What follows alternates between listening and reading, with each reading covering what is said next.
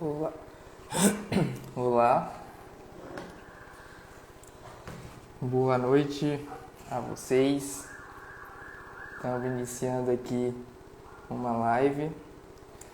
Não sei bem aqui como é que isso funciona. Deixa eu ver quem está chegando aí. Bem, ok. A gente vai falar hoje, sobre Zeus e a psique humana, a alma humana. E para poder falar junto comigo, eu chamei o Dr. Pacheco, que é meu professor, meu supervisor clínico, e para ele estar falando aí junto comigo sobre a significação simbólica de Zeus na alma humana.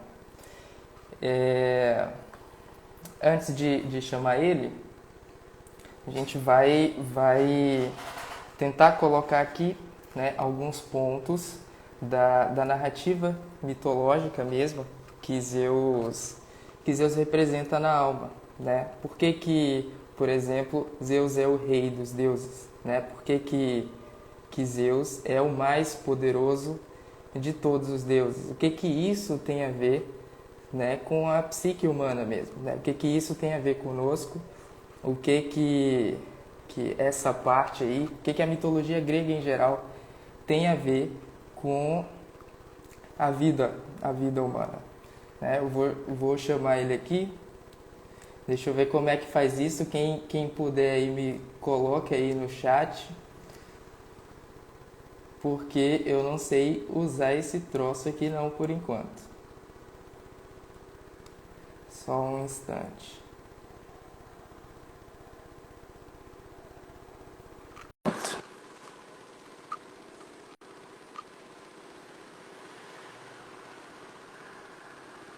Deu certo. Olá, Até que você foi. pronto. Você aprendeu rápido?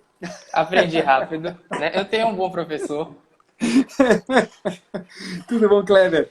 Tudo bem, professor. E aí, como é que o senhor está? Tudo ótimo, graças a Deus. Agora é melhor poder conversar com você. Sim. Essa live, eu não lembro agora se eu falei ou se eu não falei, mas essa é a primeira live que eu estou fazendo aqui, né? É mesmo, cara? É, assim, eu já fiz uma live antes, mas sem conteúdo nenhum. Foi um sorteio que eu tinha promovido aqui, Logo no início da minha página, no ano passado, acho que em julho, se eu não me engano. E aí eu tinha o primeiro tema que eu trabalhei aqui, além de mitologia, porque isso é antigo mesmo, desde o início, Sim. foi produtividade, E aí eu fiz o sorteio do livro do Arnold Bennett, o Como Viver com 24 Horas por Dia. Então foi assim, uma live de 5 minutos, E aí sorteei lá, um rapaz ganhou e tudo. E aí foi isso, Os outros poucos vídeos que eu tenho aqui são vídeos gravados. Então, de fato, essa é a primeira live. Muito bom. E eu acabo fazendo aqui com uma grande responsabilidade, Porque eu chamo logo uma figura ilustre para poder estar me acompanhando aí. A gente já é Até amigo já, fiz, Kleber, então tem ilustração nenhuma, só tem amizade aqui. até fiz um pequeno roteiro para não deixar nada passar aqui do conteúdo. Mas é isso, antes da gente iniciar, eu acho que é difícil isso, mas se talvez tenha alguém que me acompanhe que não te conheça, o senhor gostaria de se apresentar? Eu sou o Pacheco, sou psicólogo formado, em psicologia. Descobri esses dias que eu não posso dizer que eu sou psicólogo. Você acredita nisso, cara? É Eu o, é fui o tal do notificado CFDP, Fui notificado formalmente que eu não posso dizer que eu sou psicólogo, apesar de eu ser psicólogo. Eu não posso dizer que sou psicólogo. Dá para acreditar nessa porra? Mas, enfim, sou Sim. psicólogo formado e já atuo aqui nas redes sociais, há 2 anos, na verdade, desde 2018, 2 anos e pouquinho. E eu atuo desde então com formação. Eu vim trabalhando Uhum. mais aqui no meu perfil com formação voltada para profissionais da área de psicologia. E hoje eu já ampliei a coisa, trabalho com a mentoria, que é o carro-chefe aí dos meus trabalhos hoje com profissionais da área de saúde mental e desenvolvimento humano, e o seminário online de psicologia, além de atuar formalmente na clínica como terapeuta. Se tem Cuidado com as alguém do palavras. CFDP aí, saiba que eu atuo como terapeuta, tá bom? Pois é. Essa questão da sua mentoria, né? É interessante porque eu acho que eu te chateei para poder entrar na mentoria. Acho que nem se Porque, imagina que eu me chateio. porque eu fiquei lá, eu perguntei, né? Chamei o senhor no direct, né, perguntei, né, se dava para entrar. E aí a resposta foi que não tinha vaga, né? Mas tinha a pretensão de abrir mais Isso. vagas e tudo mais. Só que eu queria naquela hora, né? Eu achava que eu estava precisando e estava realmente. E aí eu, né, fui, então tá, né, fui pro SOP, né, que é o Seminário Online de Psicologia, que, né, que é o senhor que ministra e tudo, incrível, inclusive. E aí fui acompanhando todas as lives ao vivo que o senhor fazia lá, comentando lá e tudo. E aí teve uma live que eu não lembro qual foi, se eu não me engano, foi uma live dos diálogos antropológicos, né? Mas é só uma hipótese aqui, porque eu realmente não lembro, que acho que foi à noite, né? Mas tinha tido uma live de manhã. Então, nessa noite, o senhor começou, né? Aí eu fui e falei. Aí o senhor falou, e aí, Kleber, não sei o quê, não cansa não, moço? Aí eu falei, pronto, eu vou pedir de novo agora. Aí deu certo. Entrei na Pronto. mentoria, tô na mentoria, mentoria é incrível, né? E tamo aí, estamos seguindo. Boa, boa. Então, a gente vai falar um pouco de Zeus, né? Zeus e a representação dele, a representatividade dele, para usar uma palavra bem na moda, né? A representatividade de Zeus na alma humana. E para iniciar isso aqui, tem algo bem interessante que eu fui questionado. Porque quando eu coloquei, né, que a gente ia falar sobre Zeus, e aí eu coloquei lá a alcunha dele, né, de pai dos deuses, aí eu fui me questionar em relação a por que ele é pai dos deuses, né? Sendo que ele tem um pai e sendo que ele tem irmãos. Então, Tem né, um não pode avô ser. também. É exato, tem um avô, né? Exatamente. A avó, inclusive. Mas assim, por que isso, né? Na verdade, Zeus, ele tem essa alcunha dele, né, de pai dos deuses, justamente porque ele exerce a autoridade sobre tudo, sobre todos. E o nome Zeus, né, é luminoso, né, brilhante, aquele que brilha. Só que o Brandão, né, o Brandão explica pra gente que esses nomes, né, brilhoso, né, luminoso, tem o sentido de chefe, né, Exato. tem o sentido de autoridade, tem o sentido de pai, portanto. Perfeito.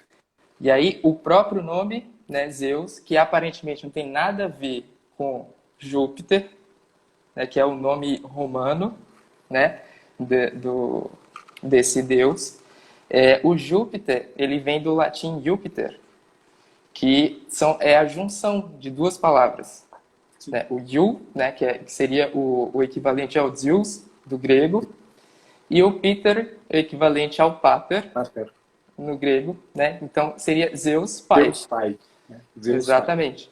Então é exatamente esse poder que Zeus exerce, né? Por isso ele é chamado de pai, Pai pai dos de deuses. todos.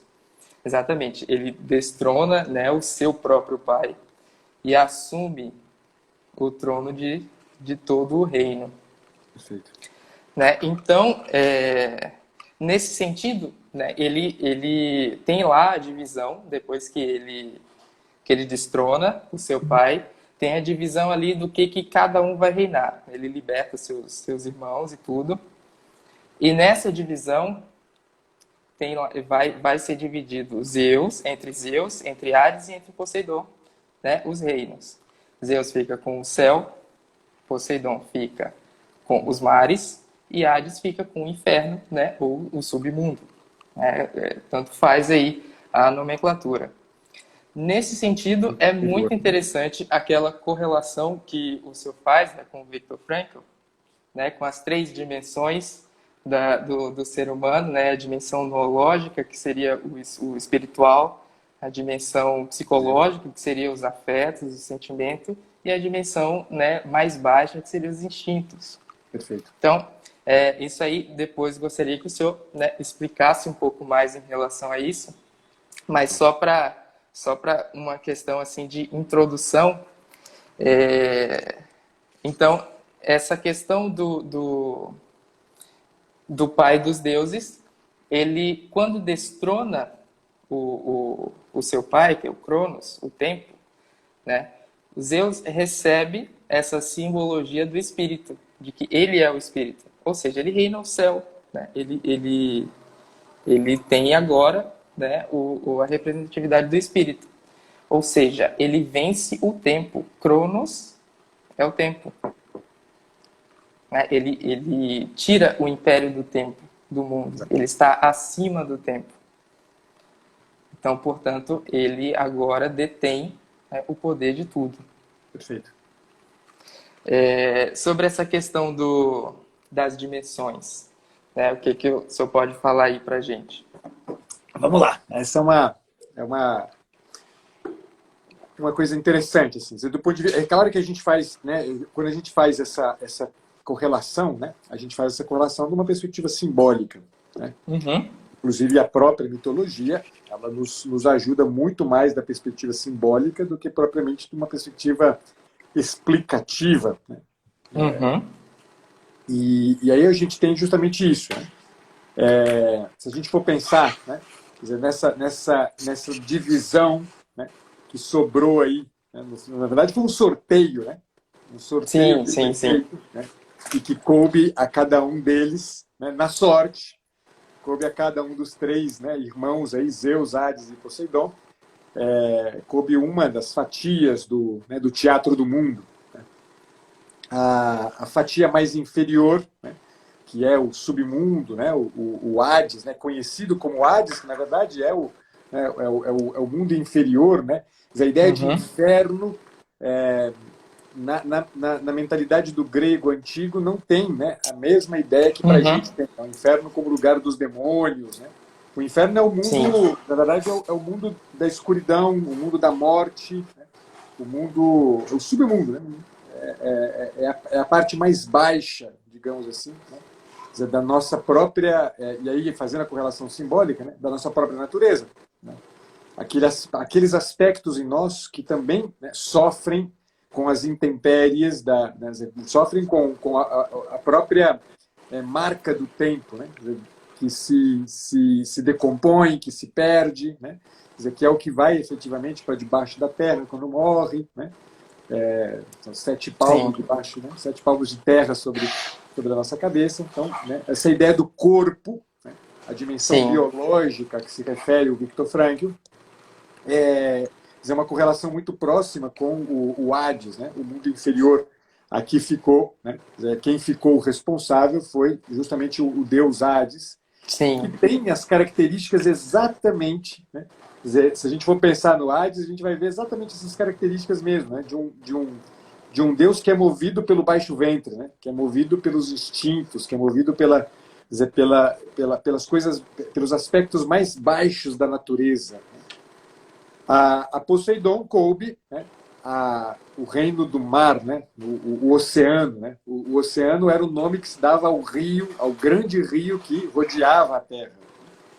E Poseidon ficou responsável por isso. Né? A ideia do mar, né, da água, né, a instabilidade do mar, né, fala muito também da instabilidade afetiva. Né? É justamente a dimensão que o Viktor Frankl chama de dimensão psicológica, né? Que equivale à nossa vida de afetos, né? E tem exatamente essa mesma característica. Poseidon é um deus também, né?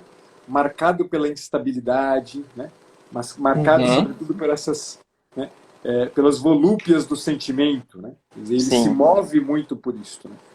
E a Zeus coube justamente, né, o reinar sobre o céu, né? Reinar sobre a camada mais alta de todas, que é o mundo espiritual, né? Que aí a gente está falando justamente, né, daquilo a que o Viktor Frankl chamaria de dimensão noológica, né? A dimensão que equivale, né, se a gente for pensar aqui numa perspectiva aristotélico-tomista, equivale aos usos de duas faculdades importantes, que é o intelecto e a vontade, né? Sim. Então, essa correlação simbólica, né, ela é muito significativa, porque você vê também nas características dos três deuses, no caráter de cada um deles, você vê as marcas dos funcionamentos destas dimensões, né? É interessante uma coisa, né, só pegando Zeus aqui na jogada, porque Zeus é um cara... se a gente pensar aqui, né, na história de Zeus, né, a Uhum. gente se dá conta de uma série de aspectos interessantes, né? Porque a história né, do nascimento dos deuses é muito significativa, né? Primeiro você tem Sim. caos, né? Sim. O caos é a grande desordem do mundo, e de repente do caos nasce Gaia, né? Ou Geia, como se costuma chamar também. E Geia gera, né? Gaia gera Cronos, né? Sim. Isso tudo nasceu meio que assim, né? Não tinha ali nessa jogada, não tinha nada de relações entre os deuses, né? Se Do caos, manifestava. do caos se manifestou Gaia, e de Gaia, né, se manifestou Cronos. E Cronos, né, passa então, né, desculpa, Cronos não, eu falei errado, né? De Gaia nasce Urano, Urano. né? Urano, Urano. Sim. E Urano, né, passa então a copular com Gaia, né? Urano é um céu, né? Inclusive quando a gente fala do mundo das ideias platônico, né, a gente usa o termo hiperurânio, né? Em grego, né? Hyper, né? O que está, né, dizer, acima do céu, né? Uhum. Então Urano, que é filho de Gaia, se torna esposo de Gaia, né? Uma coisa meio confusa ali, mas o Urano fica... Quer dizer, ele não consegue... Urano é movido por aquilo que a gente chama de Eros. Sim. O Urano, ele é o céu, né? Ele está o tempo inteiro copulando com a Terra, né? Quer dizer, a existência de Urano é uma constante cópula, né? Ele está sempre, né, transando com Gaia, né? E deste relacionamento nascem os titãs, que é a primeira geração dos deuses. Entre os titãs, Sim. o caçula de todos os titãs é Cronos, né? E Cronos, que é o tempo, é um deus astucioso, né? É um deus dominado por aquilo que os gregos chamam de metis, né? Ou metis, que é astúcia ou prudência, mas na verdade tem muito mais as características de uma astúcia mesmo, no sentido de que é uma inteligência que é usada para fazer alguma coisa. Isso é a característica fundamental de Cronos. E Cronos, o que ele faz? Ele interrompe, né, o processo erótico entre Urano e Gaia, fazendo o quê? Cortando o pênis de Urano. Com uma foice, símbolo da morte, né? Exatamente, né? Então ele mata a cópula, né? Ele interrompe a cópula, mata, e com isso aqui, né, se interrompe todo aquele processo, né, que gerou os titãs, né? A geração dos titãs, né? Os titãs e as titânides. E Cronos, com isso, acaba assumindo o poder, né? E assume o poder e então, né, se junta a uma das suas irmãs, né, que é Réa, né, ou Reia, né, que Uhum. é tal como Gaia, que significa terra, Reia também significa terra. Só que em grego, Reia diferentemente de terra entendida como planeta Terra, porque a deusa Gaia, ela não tem forma. Ela não tem forma humana nenhuma. Ela é a própria Terra, né? Reia é Gaia feita com forma humana. Sim.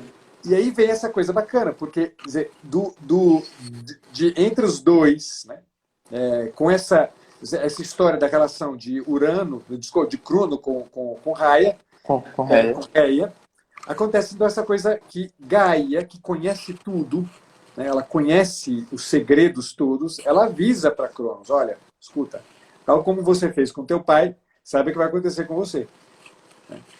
É Um uma dos teus filhos, profecia aí. vai te destronar. Né? Então, o que Cronos, astucioso, esperto, inteligente, né? O que ele resolve fazer? Ele, tá bom, cada um dos filhos que eu gerar, eu vou comer. Né? E ele vai comendo um por um. Né? Até que o último, o caçula, tal como Crono é o caçula de Urano, né? Zeus, o caçula de Crono, é escondido por... Né? Reia esconde o Zeus também, né, por um movimento que Gaia faz. Né? Gaia ficou ali, né, mal com essa história toda, então Gaia vira para Gaia e fala assim, olha, dá um jeitinho aqui de esconder esse cara aqui, porque né, pode ser que as coisas se resolvam. E, de fato, é isso que acontece. Então, contei tudo isso por quê? Porque Zeus, diferentemente de Crono, que é astucioso, e do próprio Urano, né, que também tem um quê de astúcia, né? Só que Urano é meio bobo, né? Ele é meio paspalhão, assim. Ele não é ele é um cara movido só pelo instinto erótico, efetivamente. Né? Mas ele tem uma certa esperteza, né? A esperteza é justamente de copular com a própria mãe. Né? E Zeus não, né? Zeus ele é o caçula e ele não é dotado de grandes capacidades. Tanto que quando ele é criado por uma cabra, né, ele é criado por curetes e ninfas, né, e que dão para ele o leite de uma cabra e ele fica ali dentro de uma gruta, né, na ilha de Creta, até crescer. Né. Só que vai acontecendo uma coisa interessante. Né. Os curetes, que são também né, da primeira geração de deuses, né, orientados por Reia, né, para que Crono não escutasse o choro de Zeus, né, eles se colocam na porta da gruta, né, simulando batalhas. Né, e ficam ali, né, entrechocando as suas armas, né, que geram faíscas. Né, faíscas que os olhos de Zeus já captam desde muito cedo. Então ali você tem né, uma espécie como se fosse a gestação da inteligência de Zeus. Né? Quer dizer, ele começa a receber a luz nos olhos. Este é um aspecto importante da gente entender né, esse elemento, né? Zeus sendo uma correlação com o mundo, né?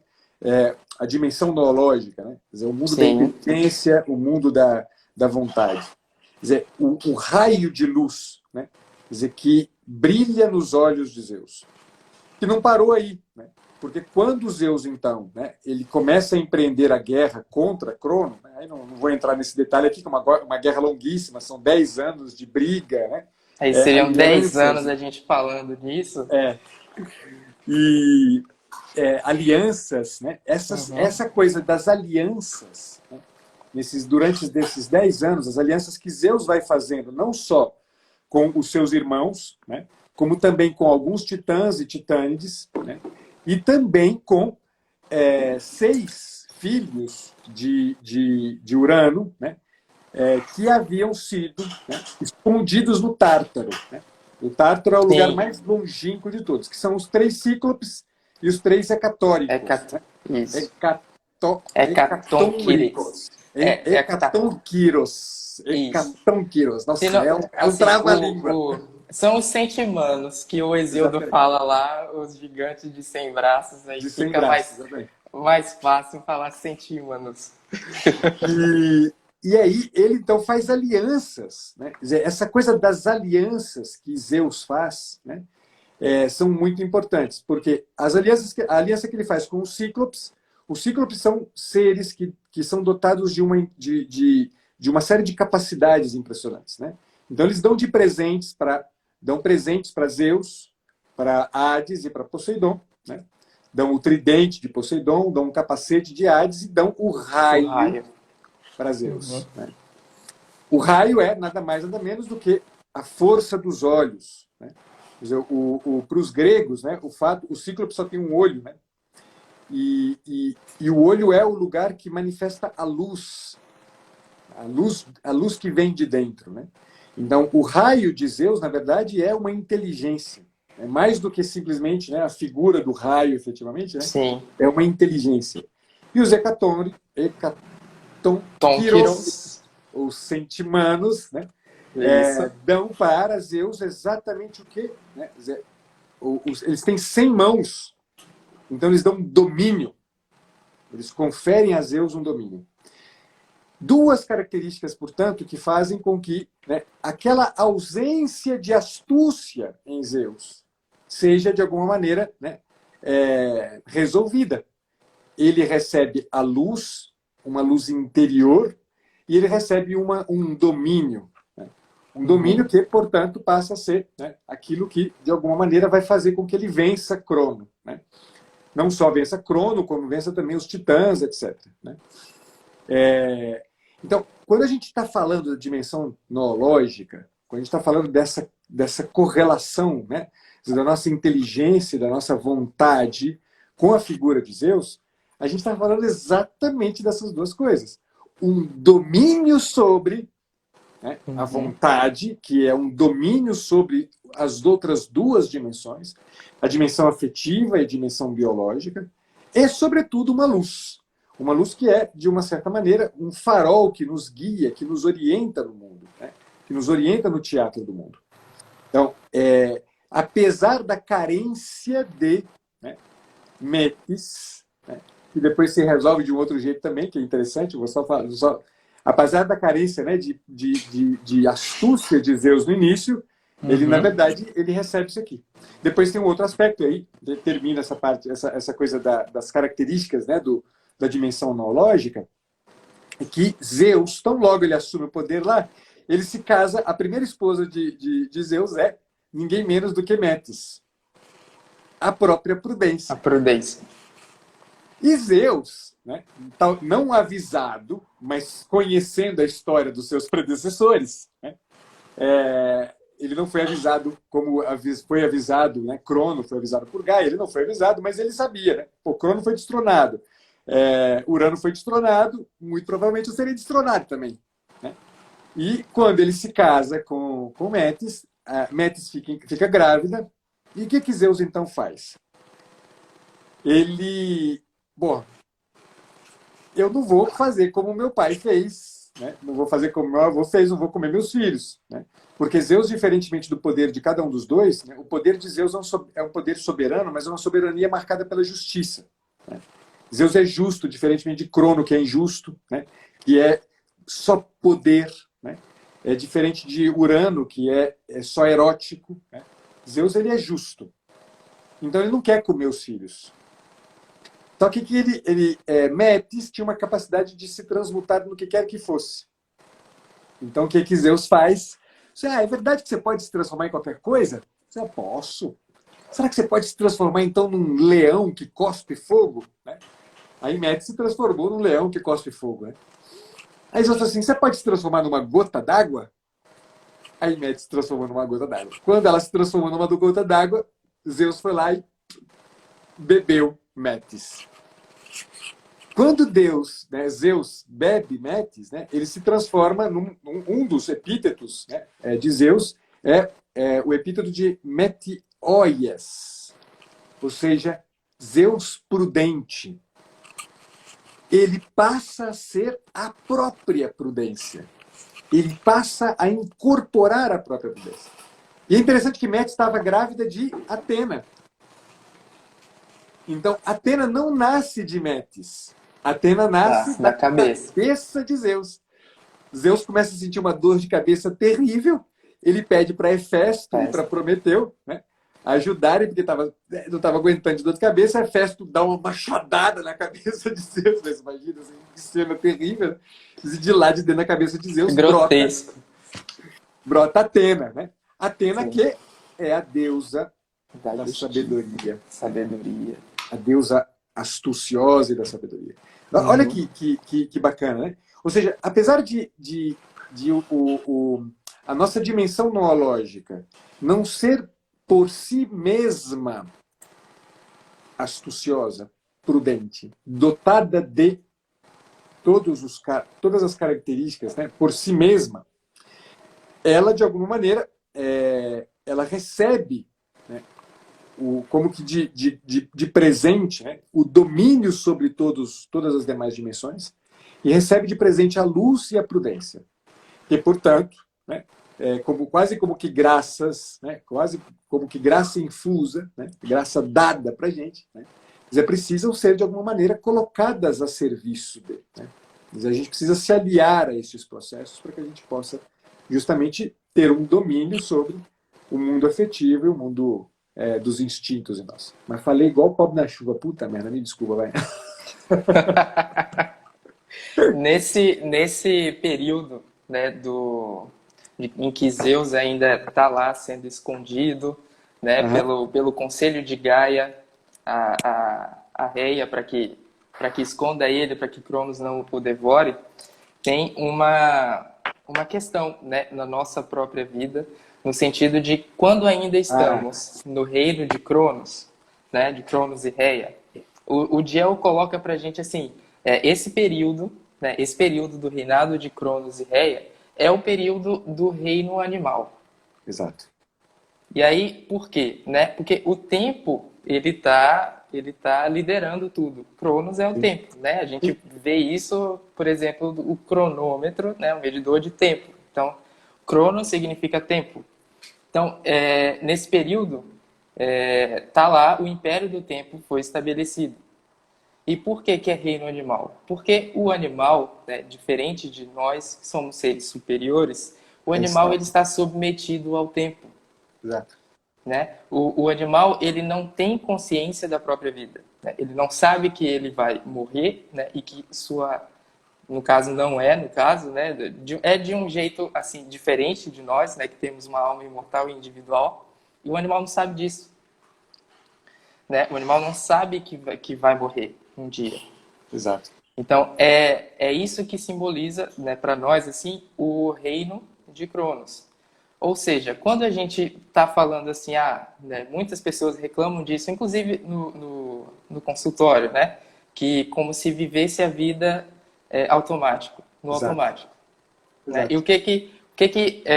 E por exemplo, o senhor bate muito, né, no sentido de, sabe, aquele maravilhamento que a gente tem que ter, né? Então, ter a presença na vida, né? Ter a consciência de tudo que a gente está fazendo.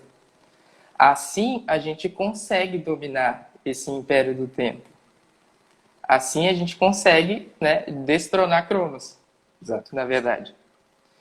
Que são as faíscas dos curetes, né? Sim. É muito bacana. Exatamente. A capacidade de maravilhamento, né, é exatamente aquilo que, de uma certa maneira, está representado ali pelas faíscas dos curetes. Né? As faíscas do curete estão na porta da gruta. Né? Ou seja, são um filtro com o qual Zeus vê o mundo. Né? E maravilhar-se é isto. Né? Quer dizer, maravilhar-se é descobrir a luz onde o ser simplesmente consciente não vê nada mais, nada menos do que matéria. Né? Sim. É o famoso ver pedra, olha pedra e vê pedra. Né? Sim. Zeus é capaz de olhar pedra e não ver pedra, usando uma analogia boba aqui, mas porque no fim das contas ele vê o mundo filtrado pelas faíscas das armas dos curetes. Né? E o isso é um maravilhamento. Sim. E o tempo, inclusive, aqui o Luiz Henrique, que é o meu tio, formado em filosofia, inclusive, ele falou aqui, nenhuma matéria resiste ao tempo. Exato. Né? Ou seja, Cronos, quando estava devorando todo mundo, ele não... Né, todo mundo assim, né, os filhos dele. Ou seja, dão para ele uma pedra. Né? A esposa dele dá para ele uma pedra. Ele não distingue os seres. Ele vai devorando exatamente a matéria. E nesse sentido, nós, né, seres de espírito e matéria, né, a gente sabe que a gente vai se decompor materialmente. Sim. Mas o que Zeus representa é justamente o nosso espírito, né, no sentido de que nossas ações, né? O Lewis, inclusive, tem uma frase em relação a isso, de que o presente é o ponto em que o tempo se encontra com a eternidade. Então, o que Zeus é pra gente? Zeus são nossas ações que devem ser eternas, né? Apesar da nossa morte. Nossas ações são o que ficam, né? O que a gente foi, nossa personalidade. É isso que a gente trabalha, né, na questão da terapia, inclusive. Perfeito. E sabe de uma coisa que você me fez lembrar de uma outra coisa bacana, né? Porque o Cronos, ele devora a matéria, nada resiste, resiste ao tempo, né? A matéria não resiste ao tempo. Ou seja, o Cronos, ele é uma espécie de reprodutor do caos. Onde a ordem se estabeleceu, Cronos estabelece a desordem, a obscuridade, né? Quer dizer, a decadência. Né? E veja, para que Zeus, né, possa vencer a desordem, vencer o Cronos, vencer o destruidor da matéria, ele não pode se valer somente de uma capacidade racional. Ele não pode se valer apenas da inteligência e da ordem. Zeus, para dar conta de vencer, né, Cronos, ele vai ter que fazer aliança com a desordem. E por isso ele chama os Cíclopes e os Centimanos, né? Sim. Que são deuses que são da primeira, né, da primeira geração de deuses, né, de seres que são, né, exatamente os promotores da desordem, né? Eles destroem tudo, por isso eles são guardados, né, por Cronos no Tártaro, né? Por Urano eles são guardados no Tártaro. Então, no fundo, né, a razão ela precisa se deparar também, né? Ela não pode, a gente não consegue fazer a experiência de ver, né, olhar para a realidade de um jeito que tenha as características do maravilhamento, senão na medida em que a gente reconhece exatamente a decadência das coisas. É impressionante isso aqui, né? Quer dizer, eu não posso conceber que, né, só para a gente ter uma ideia clara disso, né? Quer dizer, eu não posso conceber a alma imortal se não contemplando esta coisa aqui que decai, que está na minha frente, que se chama Kleber. Quer dizer, eu tenho que fazer uma aliança com isso. Eu tenho que estar diante de você. Eu tenho que estar diante dessa coisa material aqui, inscrita no tempo, inscrita no espaço, que se chama Kleber, que vai mudar com o tempo e que amanhã vai ter cabelo branco e depois vai ficar decrépito. Quer dizer, eu tenho que estar diante desse negócio aqui para eu poder, de alguma maneira, vencer a desordem e tocar o elemento essencial, aquele que permanece e que está aí, né? Quer dizer, e que é Kleber. É verdadeiramente Kleber, mais Kleber do que essa coisa decrépita que é o teu corpo, essa coisa instável que são os teus afetos. No movimento terapêutico, é a mesma coisa. Quer dizer, o que eu tenho diante de mim é uma pessoa desordenada. Quer dizer, se eu não emprego, né, o meu intelecto, se eu não emprego a minha vontade, se eu não emprego a luz da minha inteligência, se eu não emprego o domínio da minha vontade, o que vai acontecer? É que, inevitavelmente, eu vou acabar encaixando, né, o outro dentro apenas, quer dizer, daquilo que cabe dentro nas medidas da razão. É o que, normalmente, é uma das coisas que eu tenho mais insistido. Né? Quer dizer, vamos parar de ficar, né, usando como recurso para o início de um processo terapêutico, né? Quer dizer, o encaixar o sujeito dentro de uma categoria racional, né, que está ali descrita no DSM, no CID. Não que isso aqui seja algo para... Não que o CID não tem que jogar ele fora, o DSM tem que jogar ele fora. Mas se eu faço isso aqui, o que eu estou fazendo? Na verdade, eu estou querendo enfrentar a decrepitude e enfrentar a desordem que está lá na minha frente a partir apenas de medidas que cabem dentro da razão. E Zeus não daria conta de vencer Cronos se ele fizesse só o uso da razão.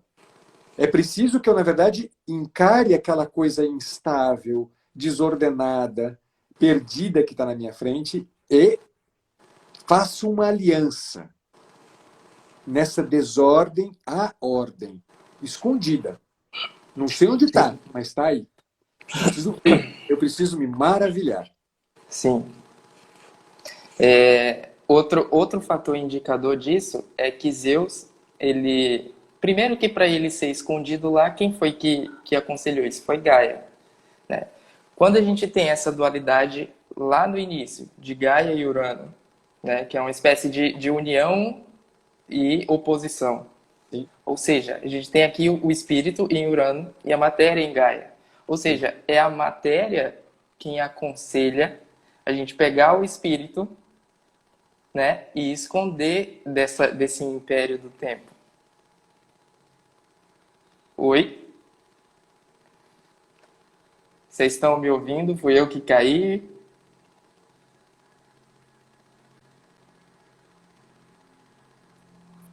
Quem está me ouvindo?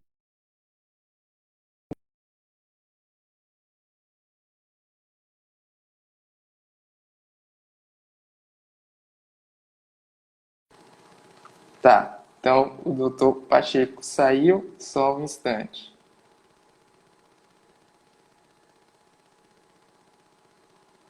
Pronto.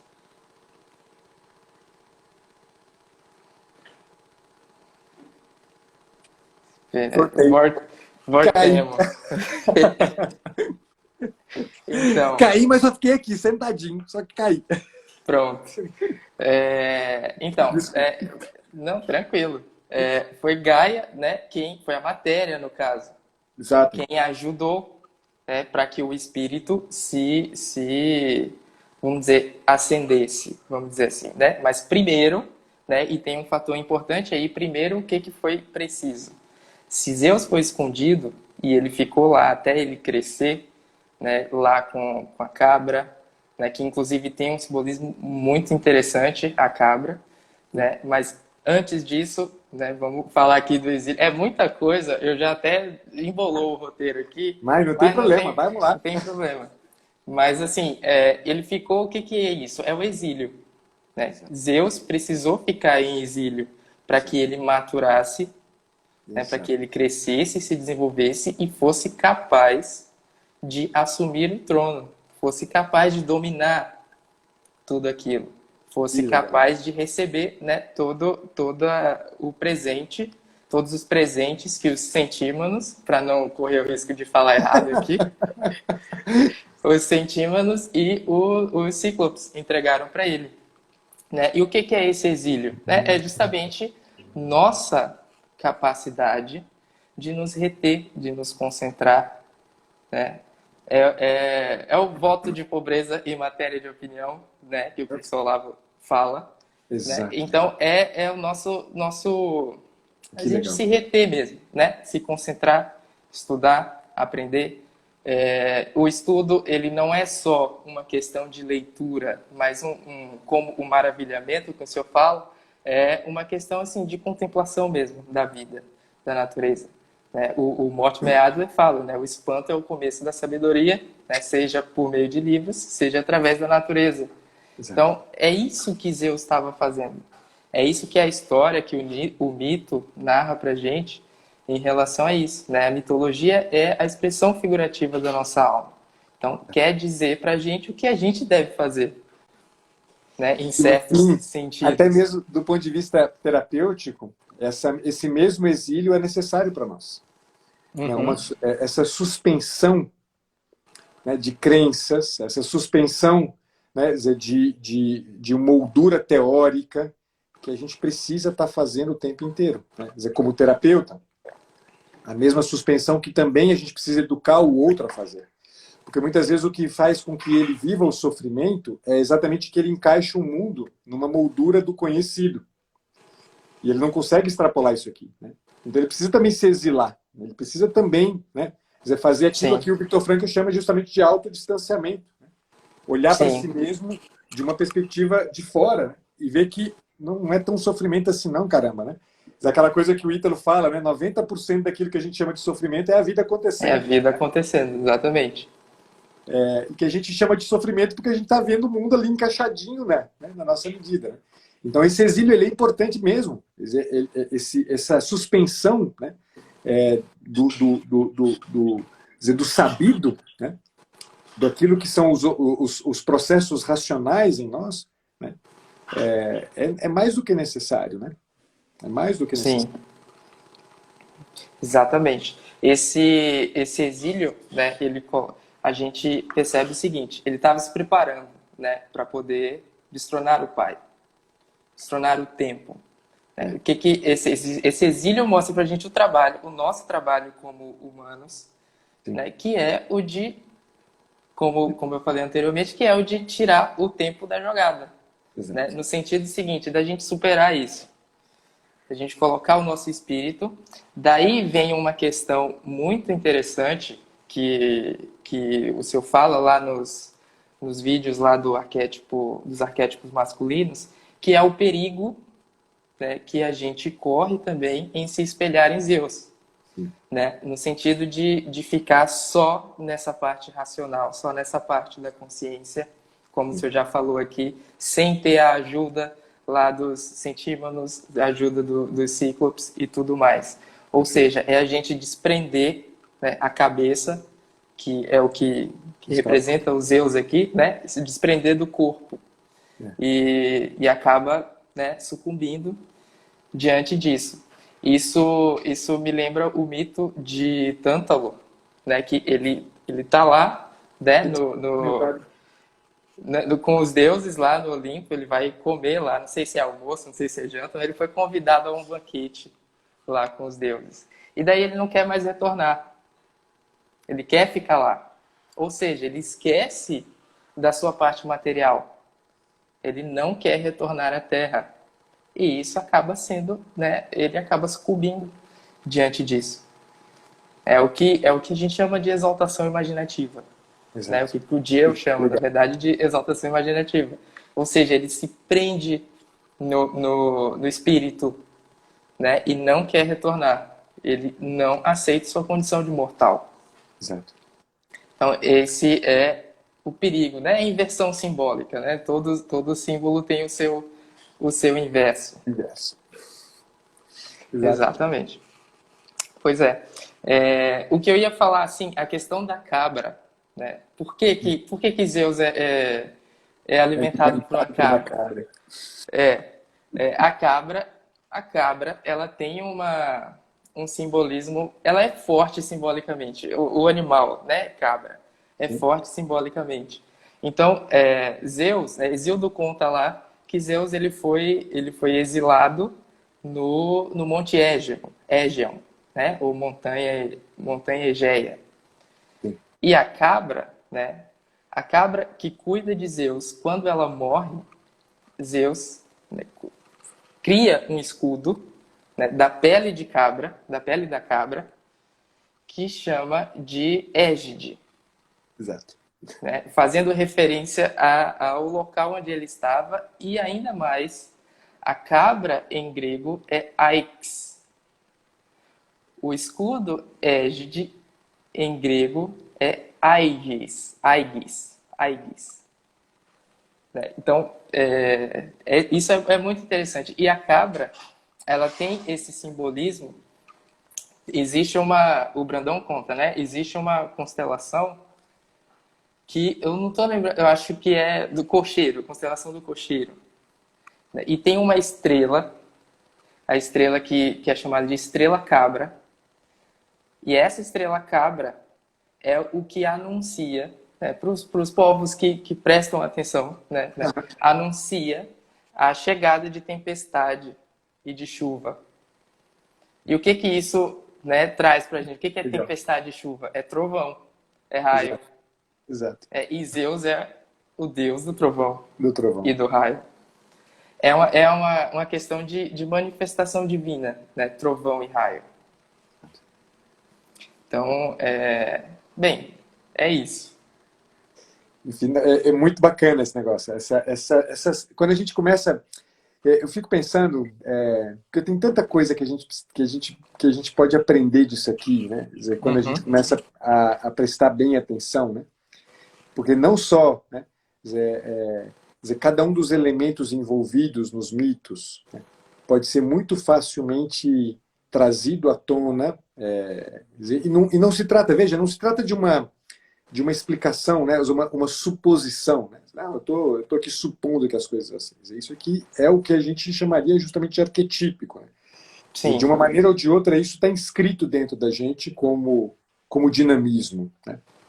Então, não só, né, o simbolismo da cabra, né, como o simbolismo também, né, Zé, dos centímanos e dos cíclopes, né, a ideia de sim, poder, né, de domínio, né, e a ideia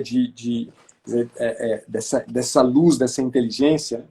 Mas tem um outro elemento interessante, porque, dizer, visto dessa maneira, né, pegando a história dessa maneira, né, como a gente contou, e a ideia é justamente de que eu preciso dizer, de um antagonista da desordem, eu preciso, na verdade, de um, né,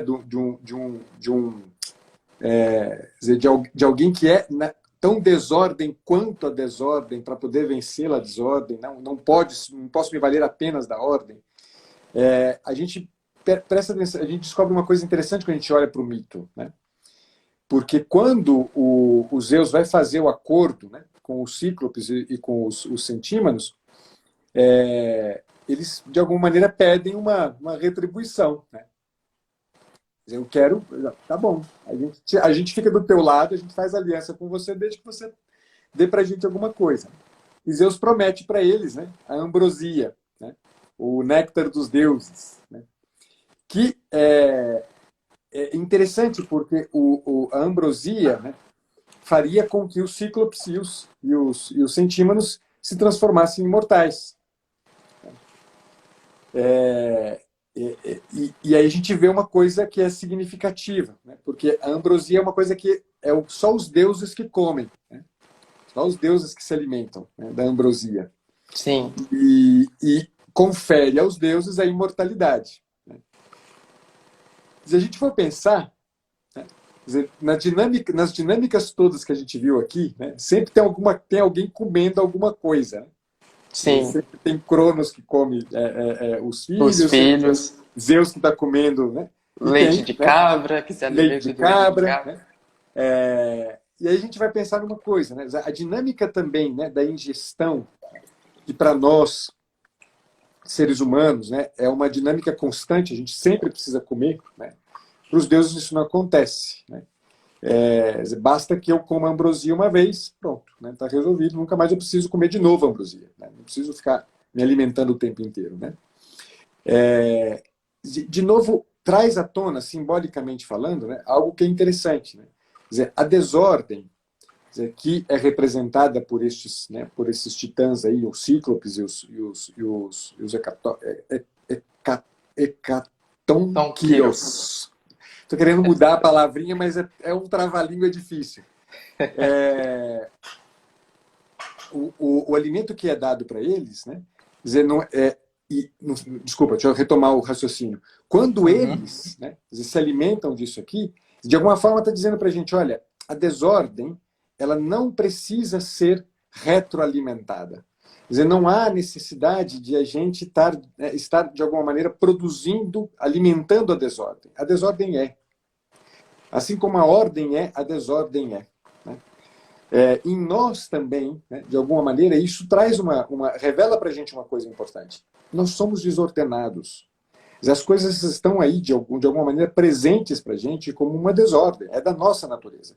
Quer dizer, isso aqui tira um peso enorme de um montão de coisa que a gente normalmente traz para o campo clínico, dizer, como sendo, de novo, a ideia, né, de que aquilo que a gente chama de sofrimento não é sofrimento, é a vida acontecendo de fato. Né? Quer dizer, quando tudo parece despencar, quando parece que não tem mais saída, né? Quer dizer, quando parece que, putz, né? Será que no fim, né? Fui eu que fiz isso aqui, né?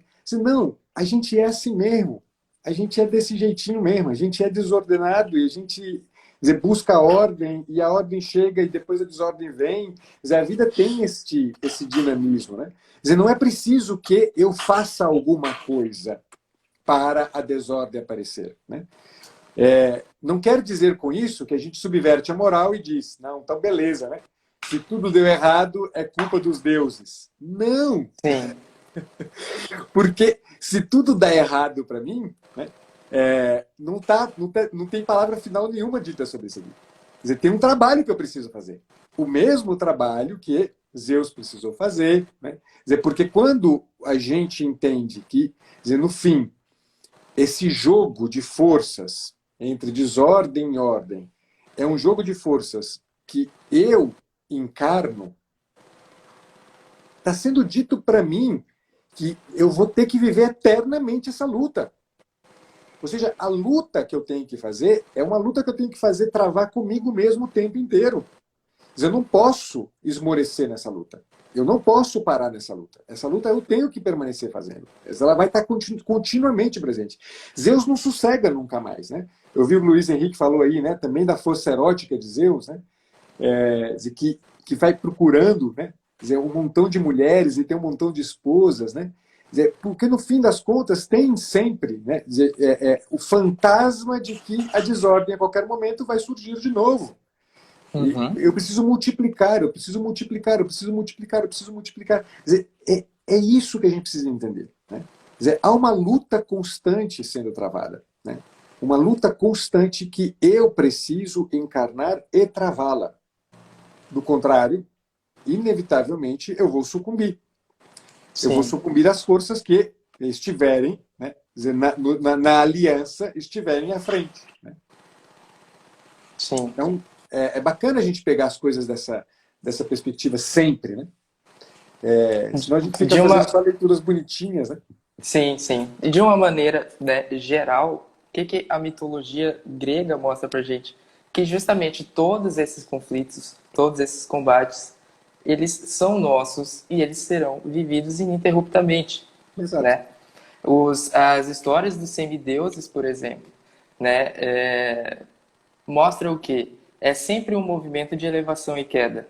Exato. Né? Com poucas exceções, como por exemplo Perseu, né, que ascende e vira lá vai lá para o céu, para o firmamento, vira uma estrela e tudo mais. Mas assim, a história, a mitologia grega mostra para a gente esses movimentos de cima e baixo, né, de altos e baixos, e que a gente vive isso. Né? É isso que a gente tem que estar enfrentando sempre. Exato. Quando Zeus enfrenta lá a guerra dos titãs, e aí ele vence a guerra, e depois aparece o quê? Tifeu, né? Para poder ele enfrentar. Ou seja, e depois que ele vence Tifeu, né? Não vamos entrar aqui na luta, mas depois que ele vence Tifeu, o que acontece? Tifeu deixa filhos. E esses filhos, né, eles são monstros que vão enfrentar agora os semideuses, os filhos de Zeus. A guerra Então, continua. a guerra continua. Exatamente. E é isso. Eu tô preparando um material sobre a mitologia grega, né, e a vaidade. Oh, rapaz. Tô tendo uma grande ajuda de um grande amigo, né? Nem sei se ele está aí assistindo, mas ele faz parte lá da página História Católica, não sei se o senhor conhece, mas estou preparando aí, né? E com fé em Deus espero lançar ainda nesse meio do ano.